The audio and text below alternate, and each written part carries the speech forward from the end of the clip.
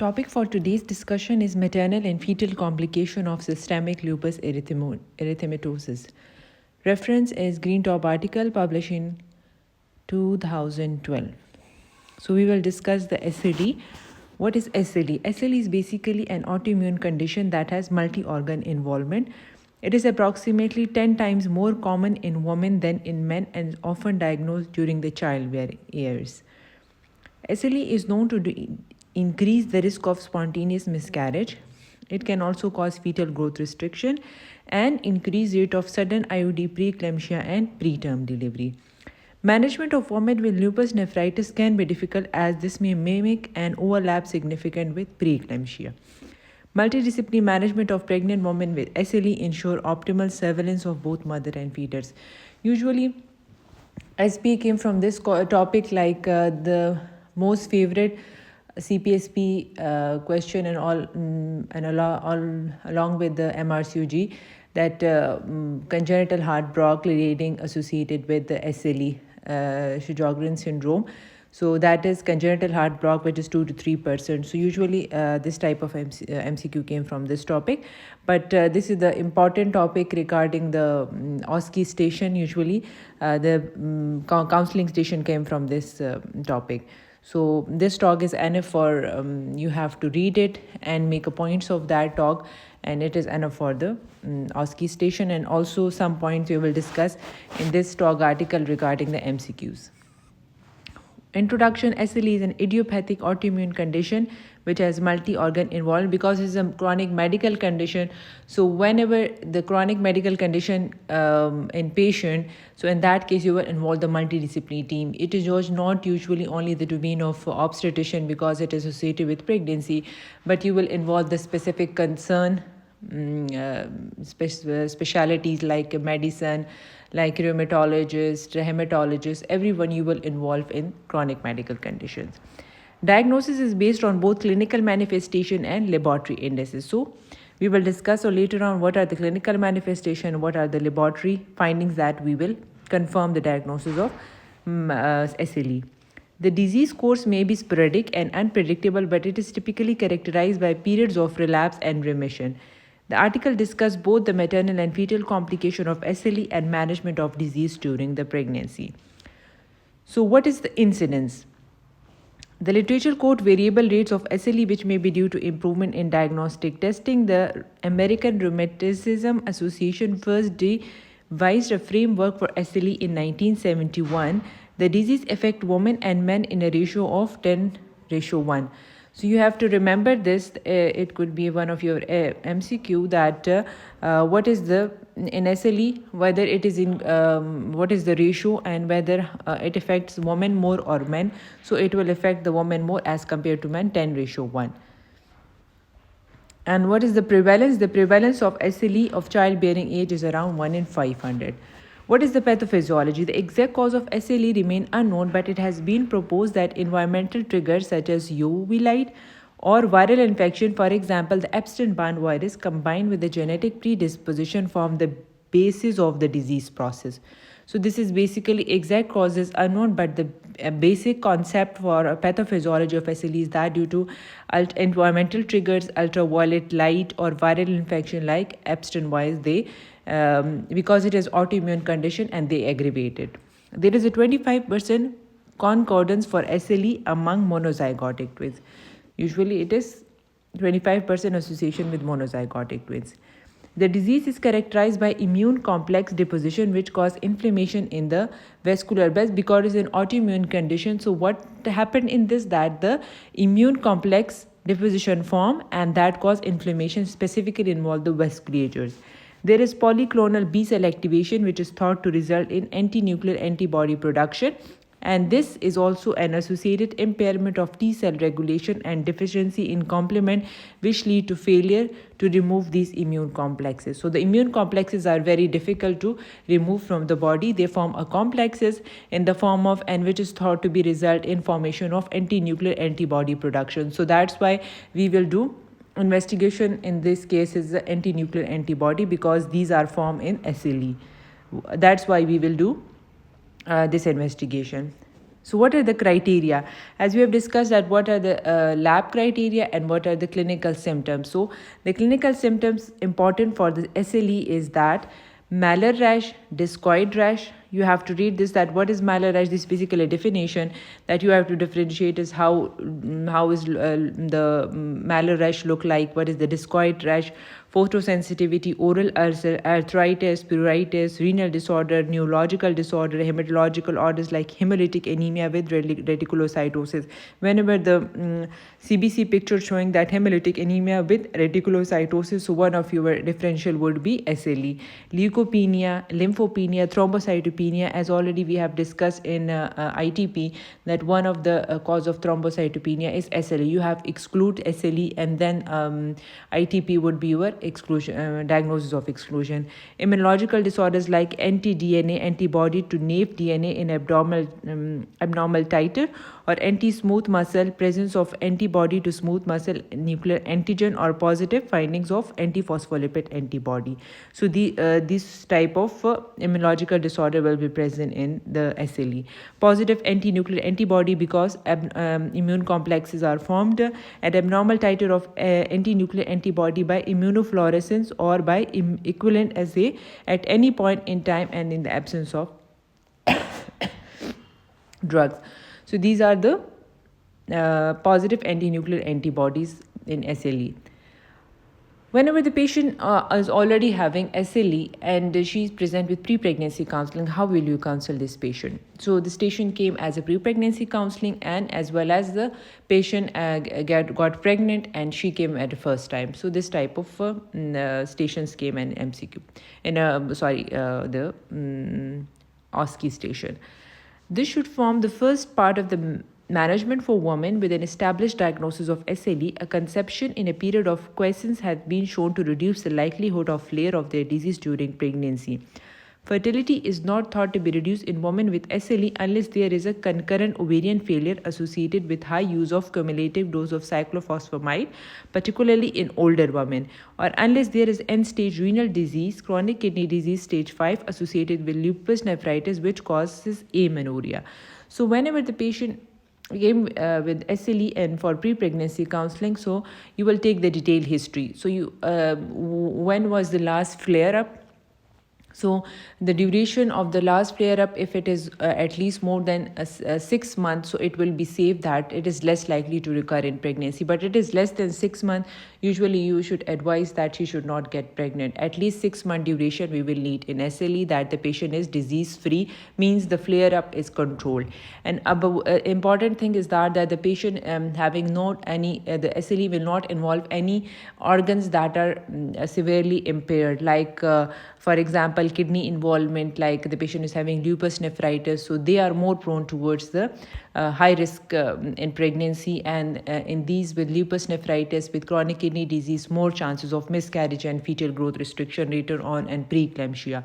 So there is very important, the drug history is very important, what drug she is taking, that does will have effect on the fetus. And the other thing is very important, that whether the patient is having any chronic medical condition associated with SLE. NSAIDs can cause infertility by means of inhibition of cyclooxygenase, which control ovulation. So one of the, sometimes the patient, less likely they will affect the ovaries, but the patient is taking cyclophosphamide, it is usually will have effect on the fertility. And the other thing is NSAID. NSAIDs is called because patient is taking chronically NSAIDs, because in that the patient taking chronically NSAIDs. So in that how infertility occur, because it is inhibition of cyclooxygenase, which control ovulation, known as luteinized unruptured follicular syndrome. So in that case the patient may present with the infertility. Women who have been investigated for infertility without an obvious cause but who regularly take NSAID should be advised to take these medication and use alternative analgesia as fertility may resume. So in that case, when the patient stop, the fertility may resume because it is an antiprostaglandin and it will affect the luteinization. So that's why we will stop the NSAIDs in these patients. During the pre-pregnancy consultation, the woman should be assessed for disease activity and the presence of any organ involvement. The presence of anti-ROR and antiphospholipid antibodies should be determined.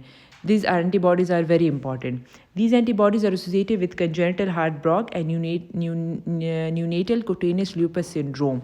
So, because I've already told that this type of antibody, if present, so that will lead to congenital heart block, and that is 2 to 3%. So, this is one of your MCQ or SPA, that how it affect. And what about the antiphospholipid syndrome are present in about 30% of the women with SLE and associated with arterial and venous thrombosis, recurrent miscarriage, fetal growth restriction, fetal loss, and preterm delivery due to uteroplacental insufficiency. So now, whenever the patient having SLE, you will exclude all these antibodies, because if anti-RA and anti-LA antibodies are present, there is a chance of congenital heart block, and it is also associated with antiphosphate anti-lipid syndrome. So you will have to do her investigation in the form of this, because they are more prone toward the recurrent miscarriages and later on fetal growth restriction.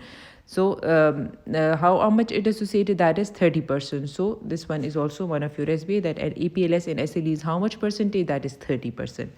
Pre-pregnancy counseling should also include a discussion regarding the medication. Women should be counseled regarding the possible risk associated with SLE in pregnancy. That they can be reassured that with quiescent disease without associated APS, hypertension, renal involvement, the risk of miscarriage and fetal growth restriction are not significantly increased compared with background rates, and that the adverse outcome are more likely with above complication. So whenever the patient is this disease is quiescent and without any antiphospholipid syndrome, without any hypertension, renal involvement, so less likely chance of miscarriage, stillbirth, or fetal growth restriction. So that's why in pre-pregnancy we will exclude all these diseases. That patient is not hypertensive, not in any renal involvement, because they are more prone toward the complication. The risk of miscarriage and stillbirth in pregnancy complicated by lupus varies in literature from 6 to 35% to 0 to 22%. So this is one of your SPA, that how much risk of miscarriage in pregnancy complicated by lupus, that is 6 to 35%, or from 0 to 22% respectively. So what investigation you will advise before pre-pregnancy counseling? Whenever, if the patient has not done any investigation whenever she came in the pre-pregnancy counseling, so your first thing you will do her end organ evaluation is very important. You will proper examine, take the detailed history of every organ, and then you will examine the whole from head to toe. Like you will check her cardiac involvement, because it involves the cardiac, respiratory, renal, and hematological and immunology. So you will briefly take the history, then examine the patient systemic wise, and then after that you will do certain investigation which is needed in these in patient, it is important. So the cardiac SLE involvement, when the cardiac involvement, there is chance of pulmonary hypertension, valvular heart disease, cardiomyopathy assessed with echo. So you will also ask about her cardiac symptoms, and if she is having any cardiac symptom, you will advise echo. Pulmonary fibrosis, they are more prone toward the pulmonary fibrosis, may need of chest x-ray, CT, lung function test if there is restrictive lung disease. Renal involvement, urinary dipstick and protein creatinine ratio to quantify proteinuria, and document and quantify presence of hematuria, hypertension, renal impairment, renal function test to assess pre-existing renal dysfunction. Hematology, thrombosis assessment and risk for anticoagulation, full blood count to determine any anemia, neutropenia, and thrombocytopenia. Antibodies like antiphospholipid, anticardiolipin, lupus anticoagulant, anti-double-stranded DNA, and anti-RA, anti-LA antibodies, and complement level C3 and C4. Complement level is very important because it is basically affect the immune system, and it will form an immune complex mediated in the form of anti-DNA. So C3 and C4 level is important, and we will assess the disease prognosis with C3 and C4 level. Perhaps the most difficult discussion concerned when to advise women not to conceive and when to terminate. So this is very important. Of great concern with SLE and associated pulmonary arterial hypertension who wish to conceive, maternal mortality rate quoted as high as 40%. We have already discussed in cardiac disease that pulmonary arterial hypertension is very with a high risk of mortality. So you will not advise the patient to get pregnant. And when the patient get pregnant, you will in early trimester you will terminate it. The point prevalence of pulmonary arterial hypertension with lupus is 4.2%, the most being defined as mild. This was determined for non-pregnant cohort of patient, but the mean age of 41%. Women should not be advised not to conceive during a period of active disease. particularly with lupus nephritis, because of worse maternal and fetal outcome.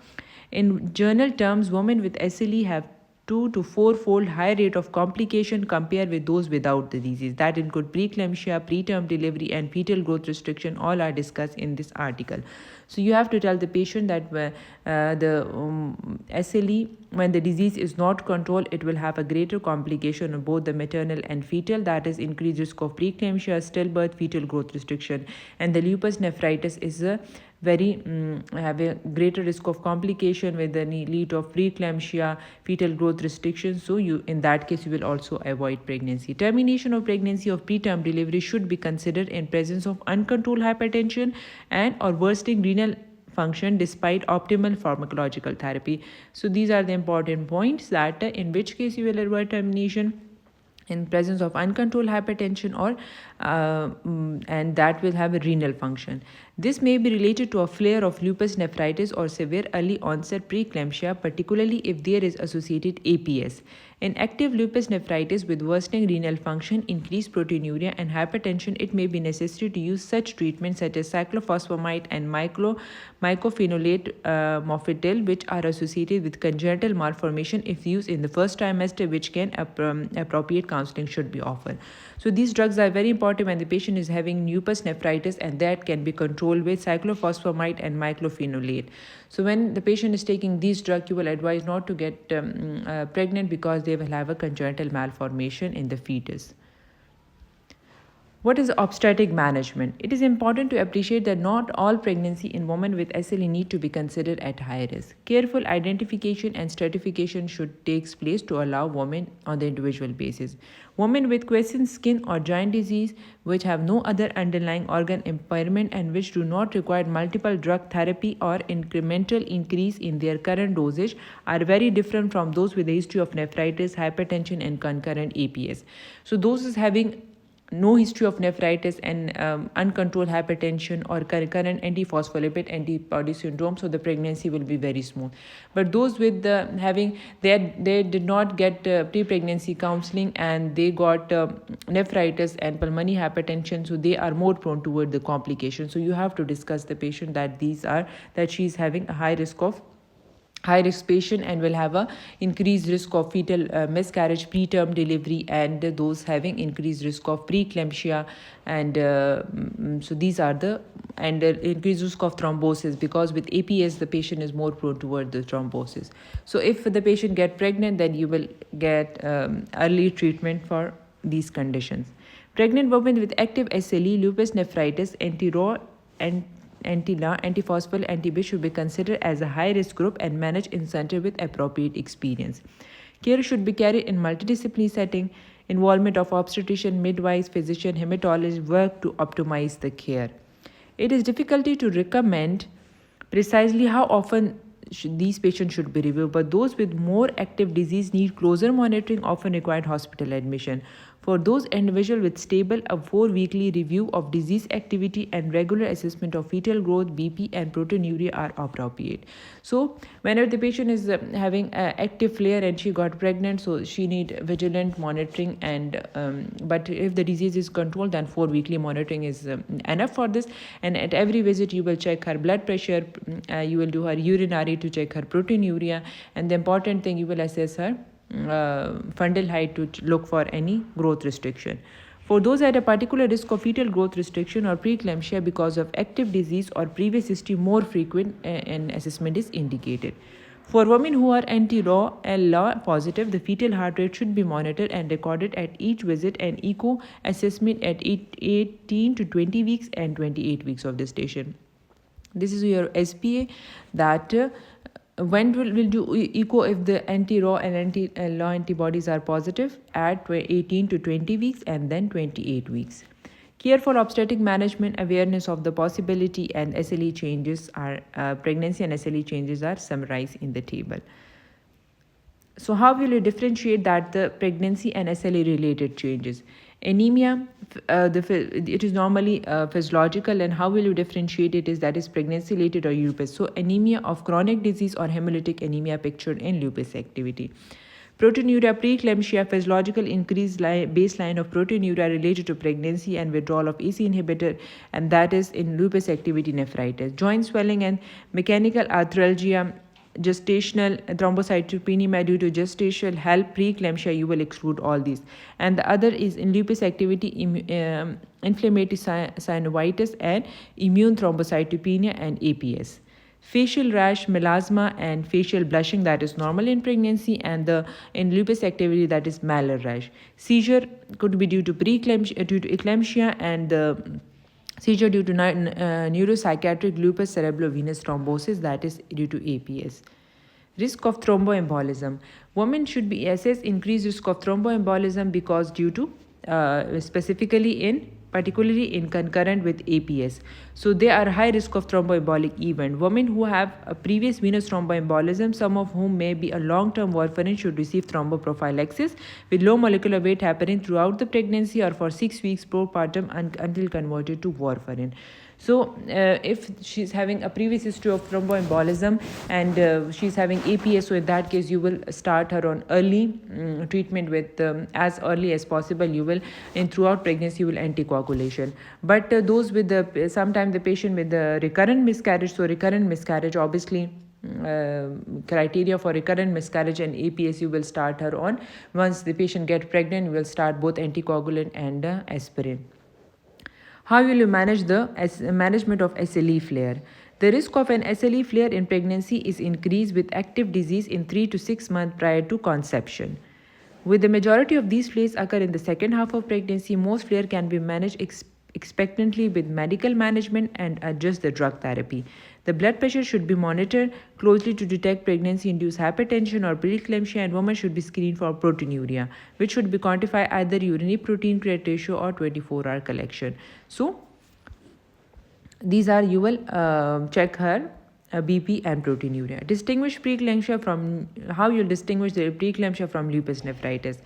The most challenging aspect of obstetric management, the feature of lupus nephritis include hypertension, proteinuria with or without hematuria, and renal impairment.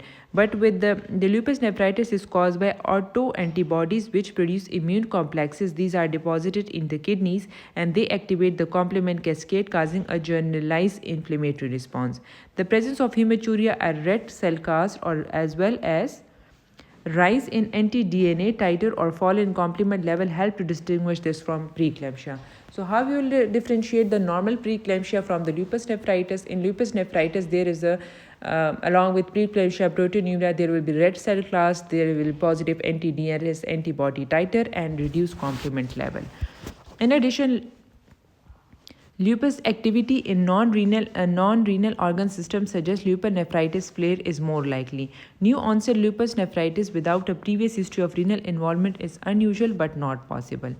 So these are the important. So then after that, how will you manage these patients? Despite these distinguishing, the only definitive and reliable investigation that can be used to distinguish preeclampsia for lupus nephritis is renal biopsy. So this is important, that how will you differentiate this? The renal biopsy is important in these cases. This is not generally undertaken during pregnancy because complications such as bleeding are generally increased. For example, if a patient pre-pregnancy complaint, you will exclude that. So in that case, sometimes the patient with preeclampsia and the flare up and she is not previously diagnosed, so you are a bit confused in that. So the better option is renal biopsy whenever the patient get over with pregnancy. It may be appropriate in the first or second trimester if it is felt that the result is likely to alter management. For example, if there is concern about the underlying lupus nephritis, for which appropriate treatment with immunosuppressive agent may allow prolongation of the pregnancy. In case of lupus nephritis that fail to respond to increased doses of steroids and azathioprine, which is a deterioration of renal function or hypertension, other immunosuppressive drug may be considered, such as mycophenolate, Mofetil or tacrolimus. Such management decisions should be undertaken in consultation with nephrologist. So in early trimester, first or second trimester, you can consider the biopsy if you are suspecting that this is a lupus nephritis and the patient may need in lupus nephritis patient need immunosuppressive drugs like the steroids or azathioprine. They are safe. Prednisolone, azathioprine, cyclosporine and the tacrolimus. They are safe in pregnancy. So you will advise these drugs. Management of blood pressure in lupus nephritis should follow the same algorithm as for the treatment of pregnancy-induced hypertension or preeclampsia. Then how will you manage the first is the fetal management? How will you manage the fetus? That is very important. So in that case, scanning and Doppler ultrasound. There is no definitive guiding speculating the absolute timing of the scanning and Doppler ultrasound. There is no definitive guiding stipulating the absolute timing of fetal scan and frequency between scan in pregnancies complicated with SLE. It is important for the obstetrician to be aware that risk of congenital heart block, fetal growth restriction, and increased risk of preterm delivery and preeclampsia. This must be taken in account when decided whether increased fetal scanning is indicated or not. Scanning at least 4 weeks to screen for fetal growth restriction, and the fetal echocardiography should be arranged for those with anti-Ra and anti-La antibodies if any congenital abnormalities are on ultrasound. Doppler studies can use to estimate placental function and can be used to aid predicting outcomes such as preeclampsia and fetal distress.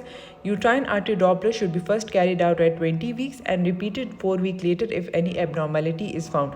So in this case, the fetal monitoring for scanning and Doppler ultrasound, the first thing is that because they are more prone toward the fetal growth restriction and increased risk of preterm delivery and preeclampsia, so you will at every visit, at 4 weekly visit, you will check her BP, proteinuria, and along with that check her the other thing is that you will check her for fetal growth restriction. At every visit you will check her fundal height. And other important thing is that they are in these babies with SLE, if anti-Ra anti-Lao are positive, so in that case congenital chances of congenital heart block, so ultrasound is very important to assess the heart for fetal heart rate and may need of echocardiography. And the other thing is that because they are more prone toward the fetal growth restriction and the preeclampsia, so that uterine artery Doppler at 20 weeks is very important, and then you will repeat every 4 weekly if abnormality is found. If it is not, then you will no need. Then you will later on at 28 to 32 weeks you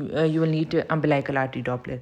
A raised pulsatility index or diastolic notching are associated with increased risk of developing preeclampsia. These are the findings in uterine artery Doppler, that pulsatility index will be raised or diastolic notching. If these are present, so they are more prone toward the preeclampsia, and they can indicate underlying placental dysfunction. All women with an abnormal uterine artery Doppler will develop complication, so it is reported not to treat abnormal Doppler in isolation.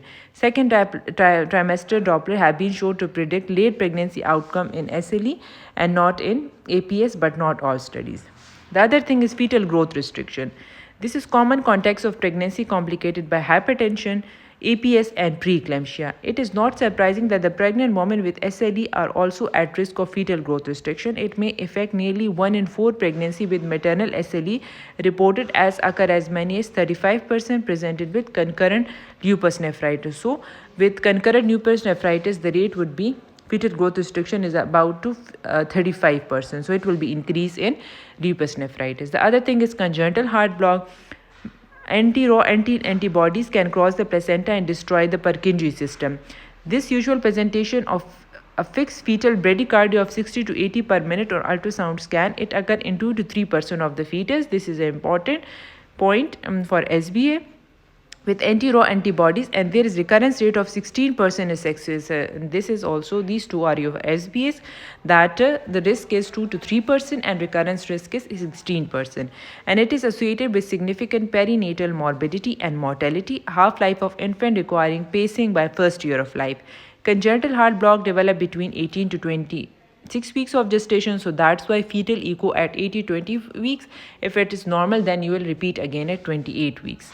Hydrops fetalis can occur in utero thought to be due to degree of endomyocardial fibrosis and associated with myocarditis. So whenever one of the cause of hydrops fetalis is SLE with anti-Ra anti-La antibodies, so you have to keep in mind of that with the hydrops fetalis.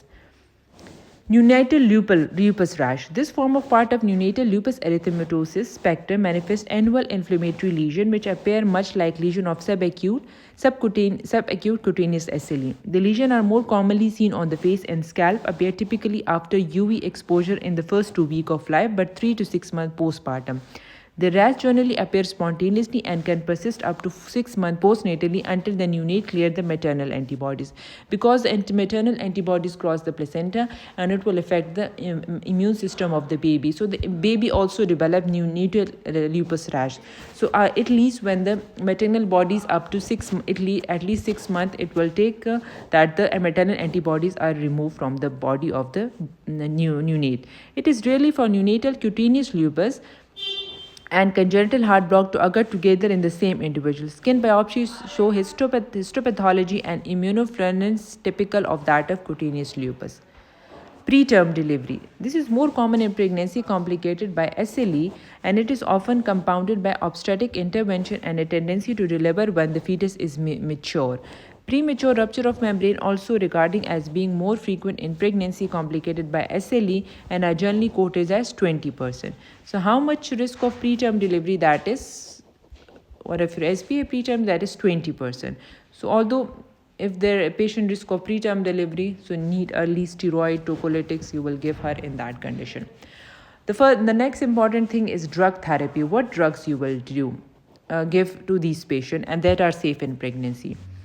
The mechanism, the pharmacological agent, their mechanism, and some of contraindication to use safety in pregnancy. Drug therapy is an important consideration because it will have a greater impact on the both maternal and fetus, where experience of clinician whom treat pregnancy with SLE on regular basis is available.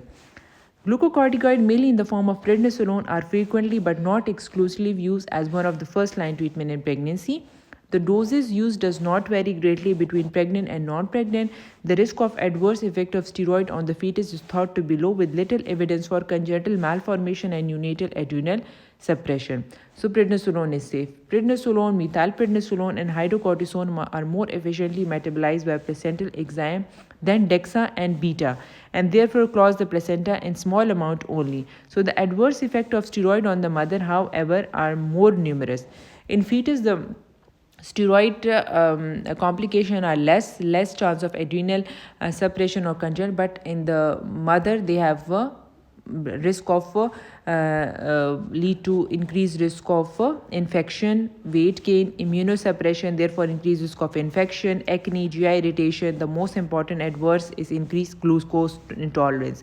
So women or moderate to high dose of steroid should be therefore screened regularly for gestational top. So this is one of the important point that whenever the patient is using steroids pre-pregnancy or while you are starting on pregnancy, she may need if pregnancy she needs steroid throughout her pregnancy. So a baseline OGTT should be done initially because it will have impact on the sugar level. So these are the some shelter drugs and they are safe and they will have to check that how it affect on the fetus. So steroids, anti-inflammatory, immunosuppressive, basically the beta-methasone and DEXA cross the placenta regularly and prednisolone and hydrocortisone cross less well. So long-term, no neurodevelopmental delay on the fetus and in breastfeeding, it is safe and you will continue during pregnancy. And SATE inhibit placental transfer is yes. Premature closure of ductus arteriosus if taken beyond 32 weeks. So less than 32 weeks you will advise. In second trimester, up to second trimester you will give, but later on because it will have an effect on the fetus. It is important one of your SBA that how effect of the fetus of NSAIDs. Use in caution in first and second trimester, avoid after 32 weeks, and ideally discontinue prior to conception. Because it will have antiprostaglandin inhibit, it will utilizations of occur. So in that case, you will avoid and discontinue prior to conception. Azathioprine, it is basically inhibit lymphocyte function, cross placenta, but fetal liver lack enzyme to convert to active metabolite, so it is safe. No case of any congenital, safe in pregnancy and breastfeed, and use without safe to continue. If the patient is taking azathioprine, it is safe. If patient taking methotrexate, so it will usually have a neural tube defect and contraindicated in pregnancy, no data in fact on and stop prior to conception at least 3 months. Mycophenolate mofetil inhibitor of purine synthesis and cross the placenta and excreted in breast milk associated with miscarriage and avoided pregnancy. Stop change to azathioprine prior to conception and seek advice from rheumatologist. Stop because this drug is usually given in lupus nephritis and the patient is having lupus nephritis taking this drug, so they are more prone toward the complication on the fetus. So this will stop this drug, and this is one of your SPA, that whatever effect. This is very important drug. What is cyclophosphamide alkylating agent? It is crossed the placenta. It is teratogenic and excreted in breast milk. Stop prior to conception. Cyclosporine. T-cell mediated prevent formation of interleukin to cross the placenta found in blood, may problem prematurity and low birth weight, but this may relate to underlying disease. Treatment used extensively in transplant patient and autoimmune disease. Breastfeeding probably safe, and seek advice from rheumatologist. So it is bit a safe drug. If needed, you can give. Hydroxychloroquine, it is a drug of choice in SLE. This disrupt lysosomal presentation process and processing the antigen, does cross the placenta, no increase in congenital withdrawal, and in non-pregnant may precipitate flares, so safe to continue, may breastfeed safely. Continue throughout the pregnancy, not withdraw. So this is the safe drug. If the patient is taking hydroxychloroquine, you will continue the drug. So the other thing is that how will you postpartum care? The drugs are very important, specifically NSLE and SBAs came from the drug point of view. The other thing is the congenital heart block and APS. And what about the important, these are the important points.